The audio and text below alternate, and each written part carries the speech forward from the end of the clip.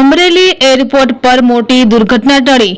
અમરેલીમાં 1 વર્ષ દરમિયાન ફરીવાર બીજી ઘટના સામે આવી. ટ્રેનિંગ સેન્ટરનું પ્લેન લેન્ડિંગ દરમિયાન વરસાદી માહોલમાં રનવે પરથી નીચે ઉતરી ગયું. પાયલોટનો આબાદ બચાવ. અગાઉ અમરેલીના ગીરિયા વિસ્તારમાં ટ્રેનિંગ સેન્ટર પ્લેન ક્રેશ થયું હતું, જેમાં 1 વ્યક્તિનું મોત થયું હતું. અમરેલીમાં ફરીવાર મોટી દુર્ઘટના પ્લેન પરની ટળી.